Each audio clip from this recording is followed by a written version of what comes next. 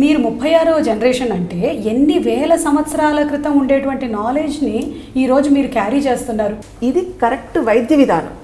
Alternative అనేది బాడీకి మనం ఎక్స్ట్రా వేసుకునే పిల్స్ అనేవి ఆల్టర్నేటివ్. బాడీకి సహజంగా దానికి ఒక హీలింగ్ సెంటర్ అనేది ఉంటుందండి.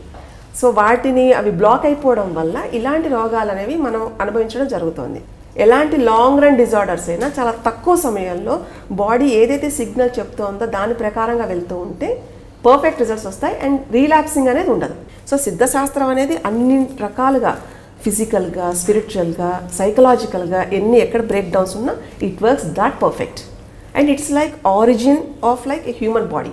మనకి కూడా తెలియదు మనకి ఈ ప్రాబ్లమ్స్ ఉన్నాయి అని, బట్ అన్నిటినీ కూడా ఐడెంటిఫై చేసి కంప్లీట్గా body alignment with the soul అంటారు కదా, ఆ ఎనర్జీ లెవెల్స్ అన్నీ కరెక్ట్ చేసి ఫిజికలీ మెంటలీ మనం కరెక్ట్గా ఉండేలాగా చేసేదే సిద్ధ వైద్యం.